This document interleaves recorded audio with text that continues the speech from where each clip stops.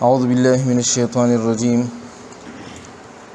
اللہم صلی علی محمد وعلی آل محمد کما صلیت علی ابراہیم وعلی آل ابراہیم انک حمید مجید اللہم بارک علی محمد وعلی آل محمد کما بارکت علی ابراہیم وعلی آل ابراہیم انک حمید مجید رب اشرح لی صدری ویسر لی امری واحلل عقدۃ من لسانی یفقہوا قولی ربی زدنی علما یا حافظ اعنی۔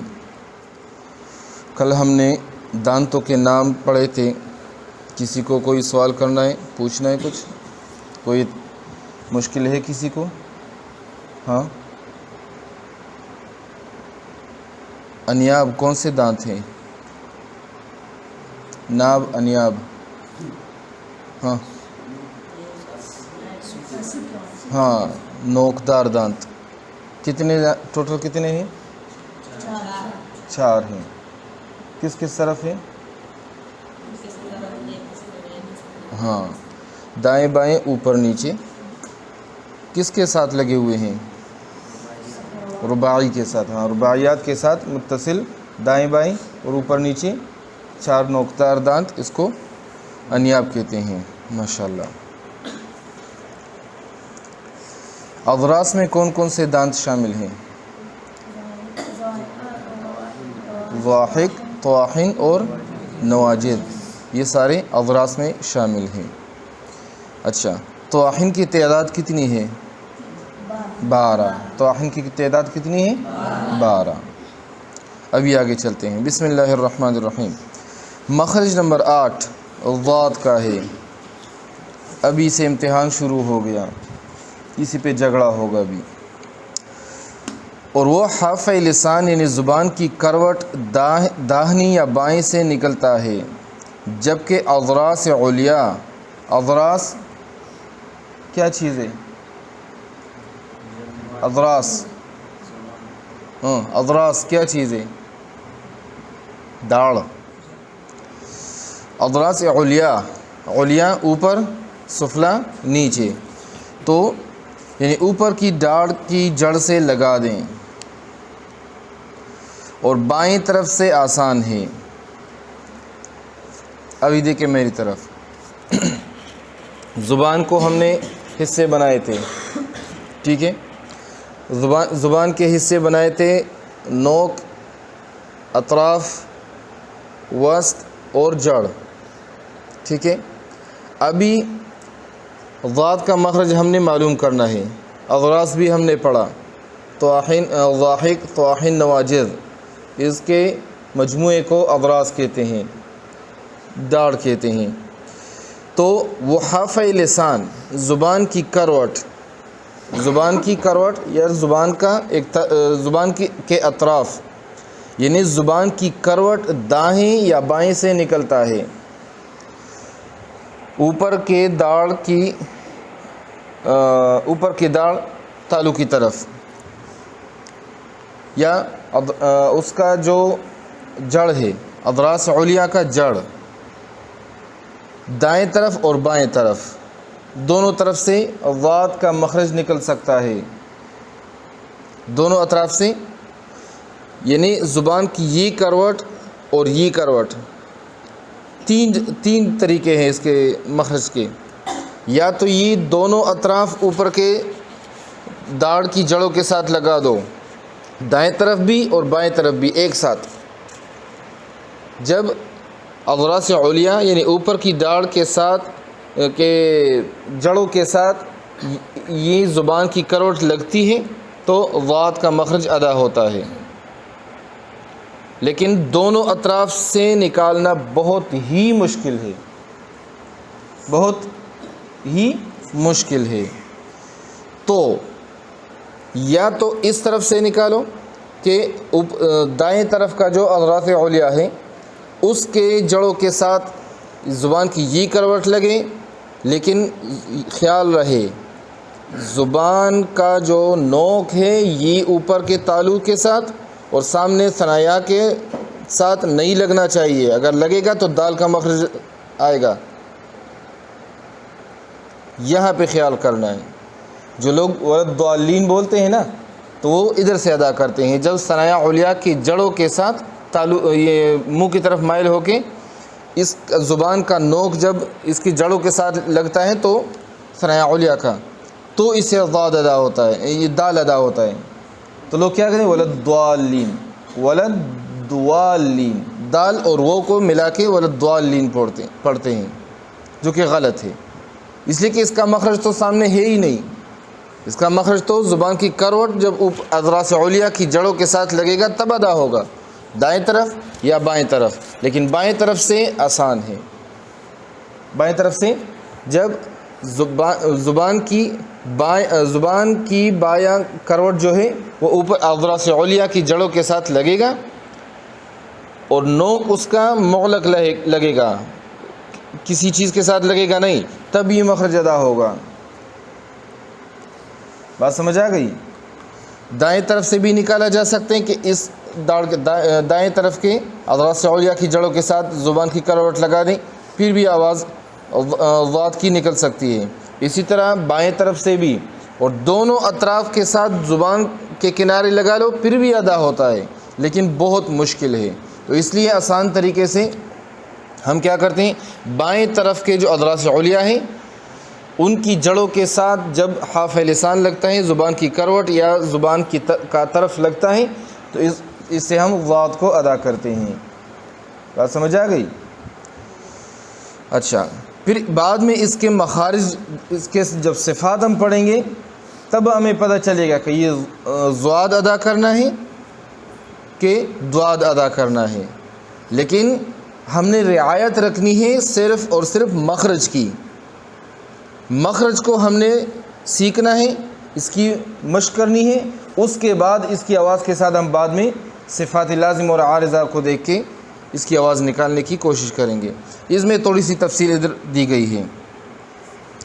مخرج نمبر 8 ضاد کا ہے، اور وہ حاف لسان یعنی زبان کی کروٹ داہنی یا بائیں سے نکلتا ہے، جبکہ اضراس علیہ یعنی اوپر کی ڈاڑھ کی جڑ سے لگا دیں. تو مخرج کو آپ لوگ یاد رکھیں، آواز کیسے نکلے گا اس کو بعد میں پڑھتے ہیں انشاءاللہ. اور بائیں طرف سے آسان ہے، بائیں طرف سے بائیں داڑھ کی جڑوں سے نکالنا آسان ہے، اور دونوں طرف سے ایک دفعہ میں نکالنا بھی صحیح ہے، لیکن بہت مشکل ہے، مگر بہت مشکل ہے. یعنی دایاں کروٹ اور بایاں زبان کی دائیں طرف اور بائیں طرف دونوں کو اضراس علیہ دائیں اور بائیں کے ساتھ ملائے، لیکن بہت مشکل ہے.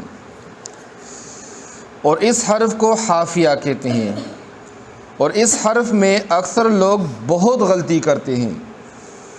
اس لیے کسی مشاق قاری سے اس کی مشق کرنا ضروری ہے. اس کو حافیہ کہتے ہیں، اور کسی مشاق قاری سے یعنی کہ جس نے اس کی بہت زیادہ مشق کی ہو اور اس کا مخرج صحیح طریقے سے ادا کرنا سیکھ لیا ہو، ایسے قاری سے آپ لوگ بھی سیکھیں.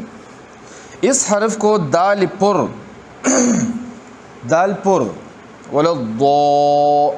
ولضالین غلط ہے، یا باریک ولضالین دال پر ولضالین دال باریک. اس حرف کو دال پر یا باریک یا دال کے مشابہ بالکل ولضالین، بالکل دال کے مشابہ ولضالین یا ولضالین. جیسا کہ آج کل اکثر لوگوں کے پڑھنے کی عادت ہے، ایسا ہرگز نہیں پڑھنا چاہیے، یہ بالکل غلط ہے. ولضالین مخرج کو دیکھیں نا، مخرج کدھر سے، ولد زبان کی نوک اوپر کے ثنایا علیہ کی جڑوں کے ساتھ لگتا ہے، تھوڑا منہ کی طرف مائل ہو کے، تو یہ مخرج تو ضاد کا ہے ہی نہیں. تو ادھر سے ادا کرو گے تو غلط ہی ہوگا نا، غلط ہوگا، اور یہ لحن جلی میں آئے گا. پھر یہ لحن جلی میں، اور لحن جلی حرام ہے، لحن جلی حرام ہے. لحن جلی کہتے کسے ہیں؟ کتنی قسمیں ہیں لحن جلی کی؟ تین کون کون سی؟ حرف کو حرف سے بدلنا، ہاں، حرف کو گھٹانا یا بڑھانا، بس، شاباش۔ تو اس کو اسی طرح پڑھنا بالکل غلط ہے۔ اسی طرح خالی وا پڑھنا بھی غلط ہے، ولا الضالین، مخرج کو دیکھیں، ولا ادھر سے ادا ولا، تو ولا الضالین یہ بھی غلط ہے، مخرج غلط ہے نا، ولا الضالین یا ولا الضالین، مخرج ہی غلط آپ نے ادا کیا۔ جب مخرج ہی آپ نے نہیں پکڑا تو صحیح طریقے سے ادا کیسے ہوگا؟ تو مخرج پہ ہی ہم نے دماغ لڑانا ہے کہ مخرج کو پکڑنا ہے، مخرج کی طرف زبان کی کروٹ بائیں طرف کے اضراس علیا کی جڑوں سے لگے گا تبھی صحیح ادا ہوگا، ورنہ صحیح ادا نہیں ہوگا، ٹھیک ہے؟ اچھا، خالی ضا پڑھنا بھی غلط ہے، ولا الضالین یہ غلط ہے۔ البتہ اگر ضاد کو اس کے صحیح طور پر نرمی کے ساتھ آواز کو جاری رکھ کر اور تمام صفات کا لحاظ کر کے ادا کیا جائے تو اس کی آواز سننے میں ضا کی آواز کے ساتھ بہت زیادہ مشابہ ہوتی ہے۔ اس کی آواز ضا کے ساتھ مشابہ ہے، ضا کی طرح نہیں ہے، ضا کی طرح نہیں ہے، ضا کے مشابہ ہے، یعنی اس جیسا آواز نکل سکتا ہے یا اس جیسا آواز نکلتا ہے، لیکن بالکل ولا الضالین ولا الضالین ولا الضالین ولا الضالین سارے غلط ہیں۔ آواز میں تھوڑی سی مشابہ ضا کی طرف ہے، ولا الضالین ولا الضالین ولا الضالین یہ بھی غلط ہے۔ آگے پڑھیں گے انشاءاللہ، صفاتی اس کے لازمہ اور عارضہ جب پڑھیں گے نا تو آپ کو انشاءاللہ اس کی سمجھ آ جائے گی۔ البتہ اگر ضاد کو اس کے صحیح طور پر نرمی کے ساتھ آواز کو جاری رکھ کر، اور یہ آواز کو جاری رکھ کر ہی اس کی پہچان ہے، اگر اس میں آواز جاری نہ ہوتی تو یہ دال کے مشابہ ہوتا، اور آواز جاری ہے تو یہ ضا کے ساتھ تھوڑا مشابہ کرے گا، اور اسی ایک صفت کی وجہ سے کہ اس میں آواز جاری ہوتی ہے یہ ضا کے مخرج سے الگ ہے، ضا کی آواز کے ساتھ اس کی مشابہ صرف اسی بنیاد پر ہے کہ اس کی جو یہ صفت ہے اس میں آواز کا جاری ہونا ہے، یہی اس کے اور ضا کے درمیان فرق ہے، ورنہ کوئی فرق نہیں ہے۔ آگے پڑھیں گے انشاءاللہ۔ اور اگر تمام صفات کا لحاظ کر کے ادا کیا جائے تو اس کی آواز سننے میں ضا کی آواز کے ساتھ بہت زیادہ مشابہ ہوتی ہے، دال کے مشابہ تو بالکل نہیں ہے۔ اس کے اکثر جو صفات ہیں، ضاد کے اکثر جو صفات ہیں وہ ضا کے ساتھ مشابہ ہے، صرف ایک فرق ہے، یہ آواز کا جاری ہونا، رخوہ صفت اس کا ایسا ہے جس میں آواز کو تھوڑا سا جاری رکھا جاتا ہے، اور اس وجہ سے یہ ضا سے مختلف ہے، ورنہ اگر یہ رخوہ اس میں نہیں ہوتا تو پھر کیا ہوتا؟ یہ بھی ضا کی طرح پڑھا جاتا، ولا الضالین پڑھا جاتا۔ دال کے مشابہ تو بالکل نہیں ہوتی، علم تجوید و قرات کی کتابوں میں اسی طرح لکھا ہے۔ کوئی سوال؟ بات سمجھ آ گئی؟ تھوڑا سا خلاصہ پڑھتے ہیں اس کا۔ مخرج نمبر 8 ضاد کا ہے، اور یہ جب زبان کی کروٹ داہنی طرف سے یا بائیں طرف سے اضراس علیا کی جڑوں کے ساتھ لگتا ہے تو یہ ادا ہوتا ہے۔ اس کا مخرج کیا ہے؟ جب حافہ لسان، حافہ، کروٹ، طرف، یہ سارا ایک ہے۔ حافہ لسان عربی میں کہتے ہیں یہ زبان کی طرف کو، زبان کی طرف جب اوپر کے داڑھ کی جڑوں کے ساتھ لگتا ہے تو اسے ضاد ادا ہوتا ہے، اور اس کی آواز وہ بعد میں پڑھیں گے انشاءاللہ، صرف مخرج کو ہم نے ابھی سیکھنا ہے۔ ضاد کا مخرج کون سا ہے؟ جب زبان کی کروٹ اوپر کے داڑھ کی جڑوں کے ساتھ لگتا ہے تو اس سے ضاد ادا ہوتا ہے۔ یہ آپ کا خلاصہ ہو گیا۔ بات سمجھ آ گئی؟ کسی کو کچھ پوچھنا ہے؟ نہیں؟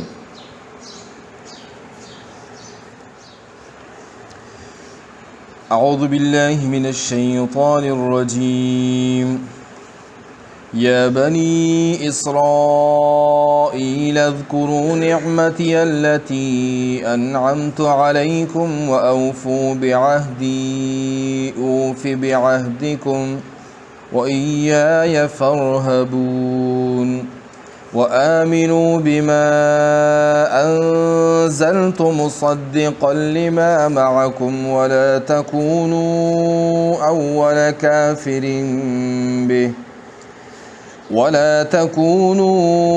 أول كافر به ولا تشتروا بآياتي ثمنا قليلا وإياي فاتقون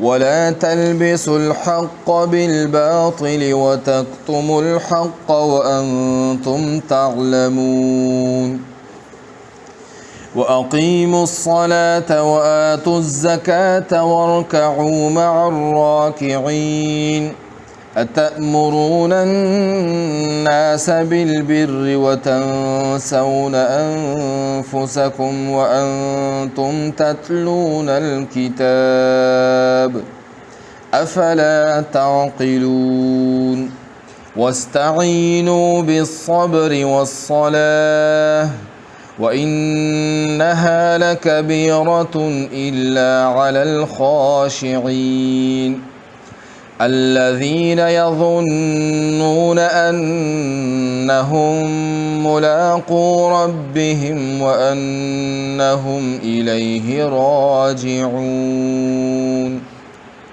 يا بني إسرائيل اذكروا نعمتي التي أنعمت عليكم وأني فضلتكم على العالمين واتقوا يوما لا تجزي نفس عن نفس شيئا ولا يقبل منها شفاعة ولا يؤخذ منها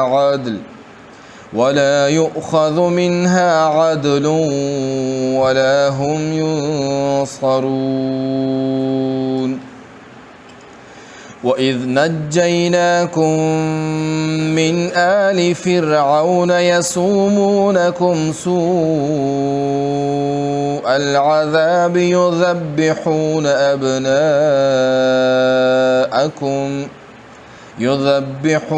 أبناءكم ويستحيون نساءكم وفي ذلكم بلاء من ربكم عظيم. دعا. اللهم صل على محمد وعلى آل محمد كما صليت على إبراهيم وعلى آل إبراهيم إنك حميد مجيد. رب اشرح لي صدري ويسر لي أمري واحلل عقدة من لساني يفقهوا قولي. ربنا ظلمنا أنفسنا وإن لم تغفر لنا وترحمنا لنكونن من الخاسرين. يا رب ارحمنا يا رب ارحمنا يا رب ارحمنا. ربنا تقبل منا إنك أنت السميع العليم وتب علينا إنك أنت التواب الرحيم. اللهم ربنا آتنا في الدنيا حسنة وفي الآخرة حسنة وقنا عذاب النار. اللهم رب ارحمهما كما ربياني صغيرا. اللهم رب ارحمهما كما ربياني صغيرا. اللهم رب ارحمهما كما ربياني صغيرا. رضيت بالله ربا وبالإسلام دينا وبمحمد صلى الله عليه وسلم رسول النبي وصلى الله تعالى على خير خلقه محمد وعلى آله وأصحابه أجمعين.